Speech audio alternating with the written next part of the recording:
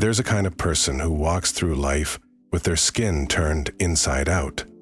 They don't just hear words, they feel the pauses between them. They don't just see faces, they sense the weight behind the eyes, a sigh across the room, the shift in someone's tone, the music behind the silence. All of it is data. All of it is felt.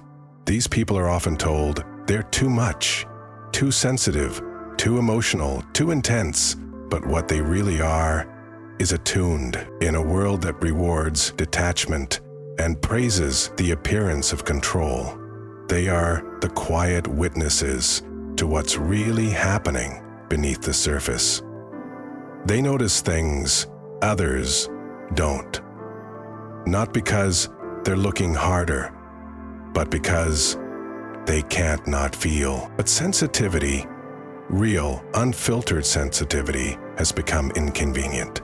We live in a culture that numbs, that distracts, that medicates and scrolls and performs. It's not that people don't feel, it's that they've trained themselves not to. Somewhere along the line, we began confusing numbness with strength and repression with maturity. And so, for those who feel deeply, who were born with an open nervous system and a wide emotional range, the world often feels like a foreign country. You might find yourself wondering, why does it seem like I'm the only one who notices? Why do I feel so much when everyone else seems so unaffected? You're not imagining it, and you're not broken. To be a deep feeler in a numb world is to carry a kind of double burden. You feel your own emotions more intensely, and you often absorb the emotions of others. Joy hits you like a sunrise. Grief stays with you like a shadow. And in a society that tells you to get over it and move on, your slowness to let go can feel like a flaw. But maybe it's not a flaw at all. Maybe the world has become too loud, too fast, too shallow, and it's the deep feelers who are still in touch with something real. Maybe what's needed now is not less sensitivity, but more reverence for it. So, here's the real question. What does it mean to stay soft in a world that rewards hardness? How do you protect your depth without hiding it? And how do you stop apologizing for feeling and start seeing it as your strength? This is not a video about fixing sensitivity. It's about reclaiming it. It's about peeling away the layers of shame and misunderstanding that have been wrapped around your nature and seeing clearly that there is nothing wrong with the way you feel. In fact, the world needs more of it. More attunement, more nuance. More people who can still cry without embarrassment, who notice beauty, who care when others stop caring. Because in a time of emotional anesthesia, those who still feel, truly feel, are not fragile. They are essential. And if you're one of them, you're in the right place. Subscribe to our channel and stay with us. Here, your depth is not just accepted, it's understood. There's a paradox hidden in the life of a highly sensitive person. You feel more, but are expected to react less. You notice everything, but are told to ignore it. You're affected deeply, but are praised when you pretend not to be. And so, from an early age, many deep feelers begin to split themselves in two: the inner world, vivid and alive, and the outer mask, calm, quiet. This split is not random, it's adaptive. Psychologist Carl Jung called it the persona, the mask we wear to fit into society. But for the highly sensitive, this mask becomes heavy, because every day they're not just hiding parts of themselves, they're suppressing their entire way of being. Let's go deeper. The sensitive brain. Modern neuroscience has shown that high sensitivity is not just a personality trait, it's a physiological difference. Dr. Elaine Aron, pioneer in HSP research, found that sensitive individuals show stronger activation in the insula, a part of the brain linked to awareness, empathy, and emotional processing. They also show heightened activity in the mirror neuron system, which helps us intuitively feel what others feel. That means you don't just observe emotions, you absorb them. You process stimuli more thoroughly and deeply. Your nervous system doesn't filter out background noise. It registers everything. This sensitivity to nuance, tone, light, conflict, subtle emotional cues. It's not weakness, it's information. It's intelligence. But in an overstimulated, underattuned world, it becomes overwhelming. The cultural bias toward numbness. We live in a society built for speed, not depth. Productivity is celebrated. Convenience is king. Emotional detachment is professional. Stoicism is rebranded as success. In such an environment, feeling deeply is countercultural. It slows things down. It questions priorities. It sees the cracks in the surface. And so, deep feelers are often labeled as difficult, too emotional, or hypersensitive. But sensitivity isn't a problem. It's the reaction to sensitivity that becomes a problem. When depth meets a shallow environment, it creates friction. And over time, that friction becomes exhaustion. The cost of hiding. Many SPs become experts at suppression. They smile through discomfort. They say, "I'm fine," when they're not. They play the part society expects, even when it hurts. But suppression has a cost. Chronic emotional suppression leads to increased cortisol levels, stress hormone, weakened immune response, higher risk of anxiety, depression, and burnout. According to trauma specialist Dr. Gabor Mate, when we disconnect from our authentic emotional responses to avoid rejection, we don't just lose connection with others, we lose connection with ourselves. And yet, this self-betrayal is often rewarded in classrooms, in boardrooms, even in families. The sensitive child who toughens up is praised. The employee who doesn't complain even when overwhelmed is promoted. A philosophical dissonance. Ancient philosophers, ironically, saw sensitivity as a form of insight. Plato believed the soul's capacity to feel deeply was a sign of a philosophical nature, a connection to beauty, truth, and the ideal. Confucius spoke of humanity, compassion, the ability to feel for others, as a moral foundation. Even Stoics, often misunderstood as emotionless, didn't deny emotion. They trained for awareness and wise response, not suppression. But today, we confuse numbness with control, stillness with apathy, distance with strength.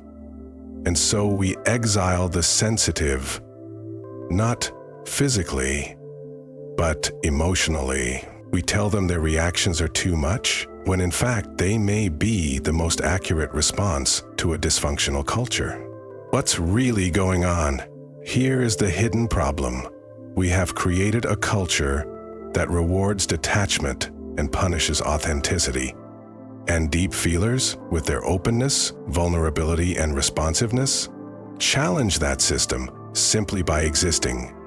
The more awake you are to what's happening, emotionally, socially, spiritually, the harder it is to pretend everything is fine. You're not weak for being overwhelmed. You're awake in a world that's half asleep.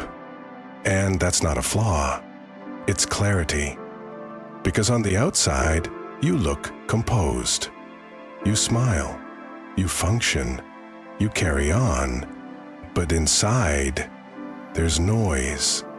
There's weight. There's the constant labor of translating overwhelming sensations into socially acceptable reactions. Over time, this invisible labor takes a toll. At first, it's just fatigue, then a subtle disconnection. Then you start forgetting what you actually feel because you're so busy responding to everyone else. The slow erosion of self. One of the most tragic consequences of being a deep feeler in a numb world is this. You start to mistrust your own experience. You second-guess your reactions. Maybe I'm overreacting. Maybe it's not that serious. Maybe I am too much. You begin to filter your emotions through an internalized social lens. How will this be perceived? Will they still accept me if I say this?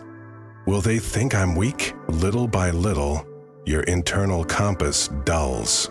You no longer know where your truth begins and where the world's expectations end. That's not just painful, it's dangerous. Because once you stop trusting your feelings, you stop trusting yourself. Emotions are not interruptions to logic, they're messages, and ignoring them doesn't make you strong, it makes you lost. Emotional burnout. The hidden kind. We often talk about burnout in the context of overwork. But for highly sensitive people, burnout happens differently. It comes from overfeeling, underprocessing, and over-adapting. You absorb conflict, but don't express it. You feel pain, but rush to stay positive. You sense dishonesty, but pretend to play along. And eventually, your system shuts down. You might experience chronic exhaustion that sleep doesn't fix, emotional flatness, like nothing really touches you anymore. Low-grade anxiety? Not panic, but a hum of constant unease. Deep loneliness, even in company. A craving for silence, nature, solitude. Not as luxury, but survival. This isn't just introversion or being tired. It's the nervous system waving a white flag. It's your body asking you to stop pretending you're okay. The body keeps the score. Psychiatrist Bessel van der Kolk famously said, "The body keeps the score." Suppressed emotion doesn't just disappear, it gets stored in the neck, in the gut, in the chest. Somatic symptoms in SSPs are incredibly common.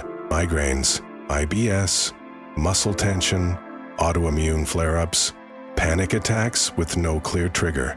It's not in your head, it's in your system. And your system is overloaded. The false self, performing life. Another consequence, perhaps the most subtle, is what psychologist Donald Winnicott called the false self. You create a version of you that's digestible to others, polite, calm, easygoing. But beneath that persona, your real self is silenced, aching, watching, waiting. Eventually, you don't just hide from others, you hide from yourself. And this disconnection leads to existential fatigue. You're doing all the right things, but you feel empty. You're surrounded by people, but feel unseen. You smile, but you feel like a ghost in your own life. The cognitive dissonance of the deep feeler. You know you care, you know you're trying, but you feel like you're failing at life because what comes naturally to others, brushing things off, letting go, staying cool, feels inhuman to you. So you assume the problem is you. But the problem is not your intensity. It's that you've been trying to survive in an emotional ecosystem that treats your gifts like liabilities. A mirror moment. Maybe no one ever told you this, so let me say it clearly. You were never too sensitive. You were simply born into a world that forgot how to feel. You carry a frequency that reminds people of their own depth.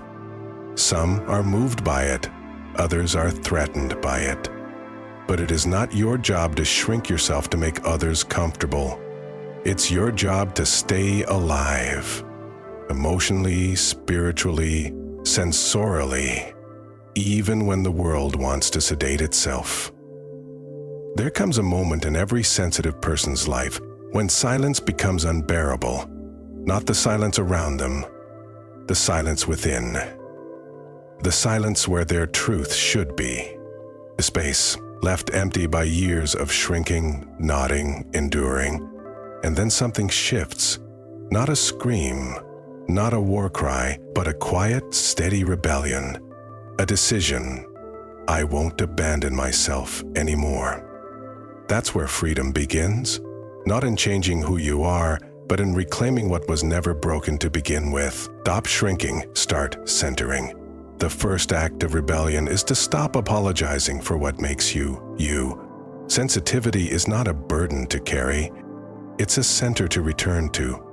Instead of shrinking to fit into a world that doesn't know how to feel, expand to fill your own space. This begins with a question. What have I been censoring in myself to make others comfortable? And then stop. Stop watering yourself down, stop dimming your light, stop editing your truth. You don't owe anyone a quieter version of your soul. Regulate, don't suppress. One of the most powerful shifts for HSPs is learning the difference between emotional regulation and emotional suppression. Suppression says, don't feel that. Regulation says, feel it wisely. This is where neuroscience becomes your ally. Studies show that deep breathing, especially resonance breathing, inhale for 4-6 seconds, exhale for 6-8, activates the parasympathetic nervous system, calming the amygdala, your brain's alarm center. Daily practices that help: nervous system grounding, walk barefoot, touch cold water, weighted blanket. Emotional labeling: I feel overwhelmed, greater than I'm just tired. Naming reduces emotional intensity.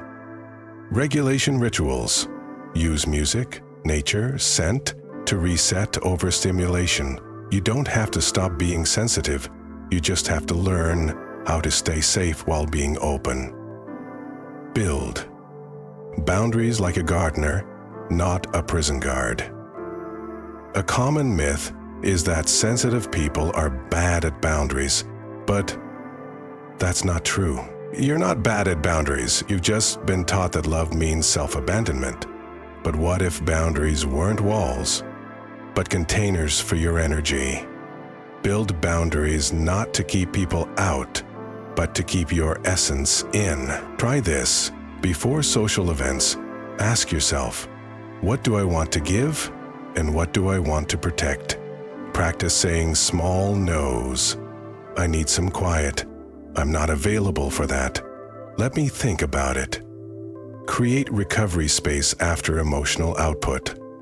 Solitude is not a luxury, it's medicine. As philosopher Marcus Aurelius said, the soul becomes dyed with the color of its thoughts. Protect the canvas, protect your color. Ritualize your inner life. The world trains us to perform, to produce, to respond. But deep feelers thrive in meaning, not performance. Reclaim your inner life by turning inward moments into rituals. Examples: morning, light a candle. Set one intention, not for productivity, but for presence. Journaling prompt: what truth am I carrying today that no one sees? Create a beauty altar, a small space in your home with items that remind you of who you are beneath the noise. Rituals anchor you. They say, my inner world matters. And for a deep feeler, that's revolutionary. Reconnect with the great pattern. So many HSPs feel separate, like they don't belong, like they were born into the wrong century. But the more you study history, art, and philosophy, the more you see this truth. Deep feelers have always existed. They were the mystics, the philosophers, the poets, the healers. They were the ones who carried the soul of a culture when everyone else was chasing noise. Those who are able to see beyond the shadows and lies of their culture will never be understood by the majority. Plato: you are not here to be understood by everyone. You are here to remember something the world forgot, and your rebellion is remembering. There is a kind of strength that never raises its voice. It doesn't shout. It doesn't prove. It doesn't need to win. It simply remains. Soft, awake, present, even when the world forgets how to feel. This is the strength of the deep feeler. Not the warrior who fights, not the sage who detaches, but the soul who stays open in the face of overwhelming life and chooses to love anyway. The candle in the wind. Imagine a candle burning in the middle of a storm. It flickers, it bends, but it does not go out. That candle is you. Your light, gentle but unyielding, is not here to compete with the sun. It is here to offer warmth in darkness. It is here to remind others that stillness is not weakness, and silence is not absence. The final realization: all your life you may have tried to make yourself smaller, less reactive, less emotional, less sensitive.